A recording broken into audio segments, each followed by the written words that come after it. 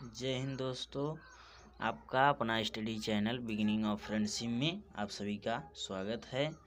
तो दोस्तों आज हम कक्षा 6 के पाठ 1 का प्राकृतिक संख्याएं, इस पाठ के हम इम्पोर्टेंट डिफिनीशनों के विषय में जानकारी प्राप्त करेंगे।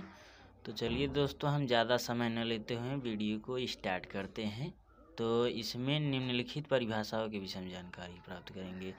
तो पहला टॉपिक है इसमें संख्या और संख्यांक क्या है, और दूसरा टॉपिक है आरोही क्रम और अवरोही क्रम, और तीसरा टॉपिक है स्थानीय मान, और चौथा टॉपिक है प्राकृतिक या प्राकृत संख्याएं, और पांचवा टॉपिक है पूर्ववर्ती संख्या और अनुवर्ती संख्या। और तब इसमें हम पहला हेडिंग डालते हैं संख्या और संख्यांक क्या है। तो संख्या और संख्यांक क्या है जान लेते हैं। तो इसमें संख्या, पहले संख्या जान लेते हैं। तो ऐसी संख्या जिससे हमें ज्ञान हो कि कितनी वस्तु है उसको संख्या कहते हैं। अगर हमें दोस्तों संख्या का ज्ञान रहेगा तो हम कुछ भी देखकर बता सकते हैं कि वह कितनी वस्तु है। वे कोई ग्रुप है उसमें गिन कर बता सकते हैं वह कितने आदमी हैं। तो संख्या का इसके लिए हमें संख्या का ज्ञान होना चाहिए। तो दूसरा है इसमें संख्यांक क्या है। तो संख्यांक जान लेते हैं। संख्यांक क्या है, तो हम संख्याओं को जिन संकेतों द्वारा व्यक्त करते हैं उन्हें संख्यांक कहते हैं। तो जैसे ये अंग्रेजी संकेत हो गया, ये रोमन संकेत हो गया, एक हिंदी संकेत हो गया। संख्याओं को हम जिससे व्यक्त करते हैं उसे संकेत कहते हैं। तो संख्यांक के विषय में तो दोस्तों हमारा अगला हेडिंग है आरोही क्रम और अवरोही क्रम। तो इसमें आरोही क्रम क्या है जानते हैं पहले। तो जब अंकों को बाईं ओर से बढ़ते हुए क्रम में लिखा जाता है तो आरोही क्रम कहलाता है। जैसे 3, 4, 5, 6 इसको बाईं ओर से लिखा गया है और बढ़ते क्रम में लिखा गया है 3, 4, 5, 6।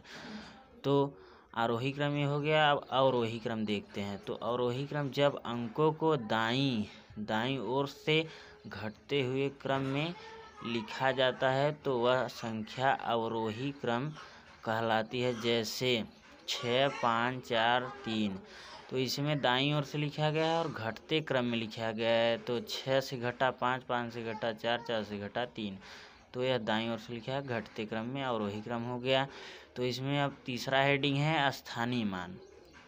तो किसी संख्या में प्रत्येक स्थान के संगत अंक का मान अलग अलग होता है, इसे अंक का स्थानीय मान कहते हैं। तो जैसे एक एग्जाम्पल लेते हैं। कोई संख्या 3477 में दोनों 7 के स्थानीय मान पूछा गया है।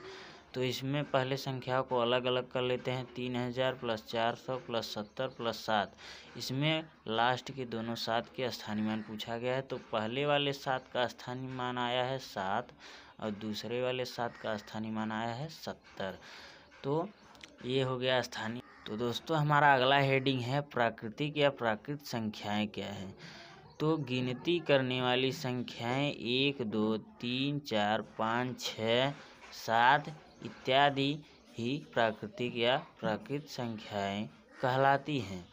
तो जितनी भी संख्याएं होती है गिनती करने वाली उसे हम प्राकृतिक संख्या कहते हैं। तो अब देखते हैं अगली हेडिंग, पांचवा हेडिंग है पूर्ववर्ती संख्या और अनुवर्ती संख्या। इसमें पहले जानते हैं कि पूर्ववर्ती संख्या क्या है।